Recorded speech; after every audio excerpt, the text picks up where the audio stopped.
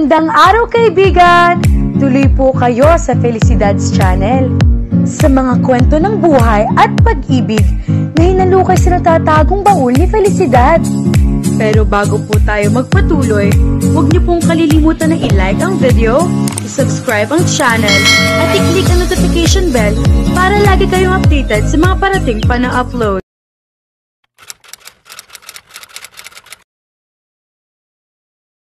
Nagmamadali si Kelly sa pagpasok sa office building.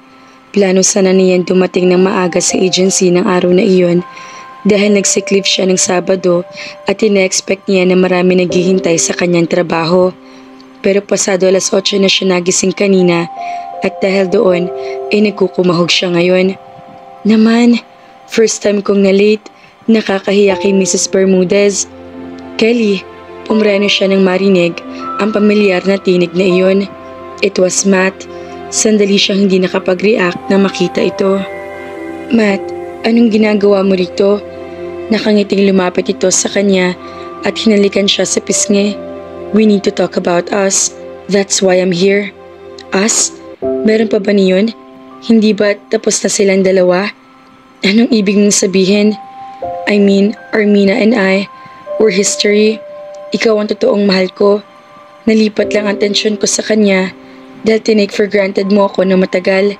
But I know that you have learned your lesson and you will try to become a better girlfriend to me from now on. Hinila siya nito at niyakap. Pasalamat ka. Hindi kita kaya mawala sa buhay ko. Ano ba ito nangyayaring ito? Nalilitong tanong ng isip niya.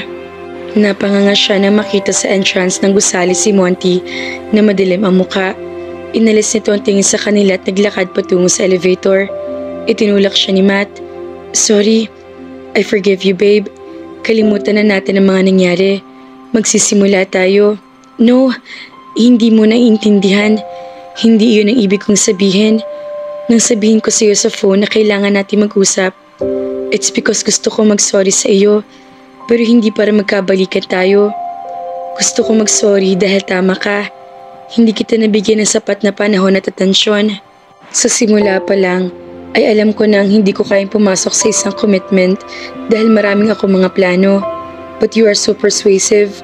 Pumayag ako na maging tayo. Pero sa bandang huli, isang bagay lang ang napatunayan ko. Hindi ko talaga kaya i-give up ang mga pangarap ko para sa'yo. At hanggang ngayon, hindi pa rin iyon nababago at hindi ko babaguhin para sa'yo. Kaya sorry ulit. Bye. Pagkatapos sabihin ng mga iyon, ay iniwan na niya ito tumakbo sa elevator. Iniharang niya ang kamay sa pinto para hindi iyon sumara. Thank God, nahabol ko siya. Sinulyapan niya si Monty. Nakasuksok ang kamay nito sa bulsa ng pantalon nito habang tila deadma sa kanya na nakatingin sa floor indicator. Kumusta? Bati niya rito. Naghiwalay sila na nagdaang gabi pagkatapos siya nitong ihatid sa apartment niya. Honestly, pagkahatid nito sa kanya ay wala siyang ibang ginawa kundi isipin nito. Pati nga sa panaginip niya ay lumitaw ito. Hayun tuloy, dahil ayaw putulin ng isip niya ang panaginip niya rito, ay tinanghali siya ng gising. Hindi ito sumagot na para bang hindi nito narinig o nagkunwaring hindi narinig ang bati niya. Mukhang bad trip pa rin ito. Tungkol sa nakita mo kanina. Bumukas ang elevator. Nasa 9th floor na sila. Iniwan siya nito. Monty, sandali. Sumunod siya rito. Tila napilitan lamang na humarap ito sa kanya. What? You have to say something? Nag-alangan siya. Ang suplado kasi nito magsalita. Malayong malayo sa Monty na nakasama niya sa Tagaytay. Bakit galit ka? I'm human. I get mad too sometimes. Now, what is that what you want to say? Next time na lang siguro kapag maganda ng mood mo. Tumalikod siya. Bakit nga ba magpapaliwanag siya dito? As if naman importante para dito ang sasabihin niya. Nagkabalikan na kayo? Is that it? Napalingon ulit siya rito. Huh? You realized that you still love him so you decided to give him another chance? Patuloy nito. May nabasa siyang tila lungkot at sakit sa mga mata nito. Baka imahinasyon lang niya iyon. Hindi ganoon ang nangyari. Hindi kami nagyayakapan kanina ni Matt sa ibaba dahil nagkabalikan kami. Nakikipagbalikan nga siya, pero hindi ko naman siya tinanggap. Sandali ito natahimik. Why not? Don't you think he deserves another chance from you? After all, mukhang napakahalaga niya sa iyo. Siya ang dahilan ng pagkakasakit mo. Alam ko rin posible ang trabaho mo ang dahilan dahil sanay ka sa physical work. It only goes to show kung gaano kasakit para sa iyong paghihiwalay nyo dahil pati katawan mo ay nanghina ng dahil doon. Saan naman ito nakuha ang interpretasyon na iyon? Hindi ako nagkasakit dahil nahihirapan ako sa paghihiwalay namin. Nagkasakit ako dahil pinahirapan ako ng konsensya ko. Sa totoo lang, na magkahiwalay kami ni Matt, sandali lang ako na-depress. After that, I felt relieved. Wala na nagpe-pressure sa akin na tumigil sa gusto kong gawin. Wala na nagpaparamdam sa akin na I'm not good enough as a girlfriend. Masarap sa pakiramdam iyong alam ko na wala na manunumbat sa akin kapag hindi ko naibigay ang hinihingi sa akin. Hindi ka ba makokonsensya kung ikaw na sa kalagayan ko at na-realize mo na itinuri mo na pabigat sa iyong karelasyon mo sa halip na alagaan pahalagahan ka? It's nobody's fault. You're a circle. Matt is a square. Hindi kami fit, alam ko.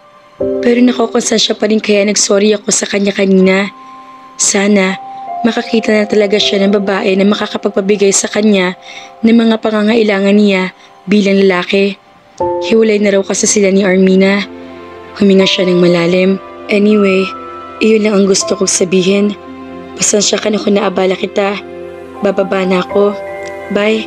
Hindi pa bumabalik ang elevator kaya ginamit na lang niyang hagdan para makababa sa 8th floor. Kelly, mag-break ka na. Paalala kay Kelly ni Mrs. Bermudez.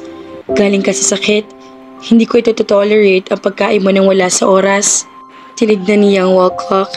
12:00 na ng tanghali. Kayo po ma'am, mamaya na ako pagbalik mo. Kinuha niya ang purse niya. Habang naglalakad sa hallway, ay tinignan niya ang cellphone niya. May text siya mula sa isang unregistered number. Dito ka mag-lunch mamaya.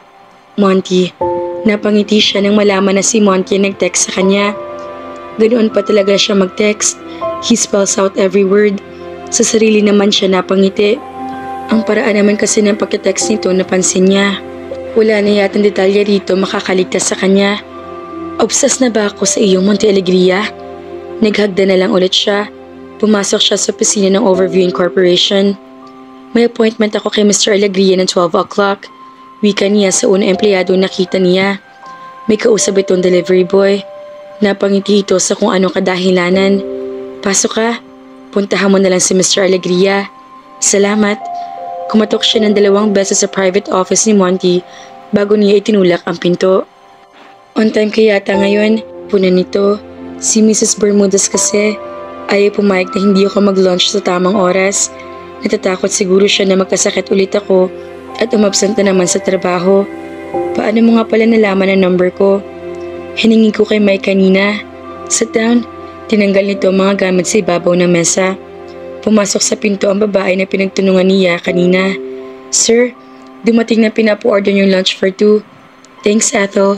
Inilapag ni Ethel ang mga dala nito sa mesa bago ito lumabas. Take-out foods iyon mula sa teriyaki boy at isang box ng cake. Iyon ang cake na nagustuhan niya noon. Nabobore ka ba ulit? Tanong niya. Bakit mo nasabi? Inaya mo kasi na ako mag-lunch kasama ka. Ayaw mo sigurong kumain mag-isa dahil malungkot. No, I just want to see you again. May kilig na umahon sa dibdib niya, ngunit ibinaon din ulit agad niya iyon. Marami namang maaring maging kahulugan ng sinabi nito. Mukhang okay na ang mood mo compared kanina. By the way, may nakaaway ka ba? Nakaaway? Parang bad trip ka kasi kanina. Naisip ko na baka may nakaaway ka. Matagal itong tumitig sa kanya. Pagkatapos ibinitawan nito ang hawak na disposable chopsticks. Wala akong kaaway kanina. Bakit na bad trip ka? The tip of his tongue touched the corner of his lips as if he was thinking of what to say or what to think. Hindi niya alam kung ano sa dalawa. All she knew was what he did brought images in her mind that had something to do with his mouth. Am I not making it obvious to you? Obvious ang alin? Never mind. Umiling-iling ito. Nakibit-balikat siya. Dinampot niya ang chopsticks. Hindi siya sanay gumamit niyon sa halip na ipitin itinusok niya ang kanin na teriyaki chicken. Hindi ka matatapos niyan, komento nito. Kumuha ito ng teriyaki at inilapit iyon sa mga labi niya. Here, Nag-alangan siya na ibuka mga labi. Meron kang fork and spoon? She asked him instead. Natawa ito. Okay, now I get it. Tumindig ito at kumuha kutsara at tinidor sa service table sa tabi ng fridge. Thanks. Habang kumakain siya, ay napansin niya na titig ito sa kanya. Pinahid niya ang sulok ng mga labi dahil baka may nakadikit na kanin doon. Tumaas ang sulok ng labi nito sa ginawa niya. You're a logical person, aren't you? Hanggang may maliit kang pagdududa sa isang bagay, ay mas pipilitin mo na hindi iyong paniwalaan. Maghahanap ka ng ibang makakapagpaliwanag sa bagay na iyon kaysa magtiwala sa intuition mo. And even if somebody laid the cards in front of you, if one card is missing, you still wouldn't be convinced. Hindi kita naintindihan. You can't understand me, or you don't want to understand me. Hindi kita maintindihan. Ulit niya. Try to understand me from now on.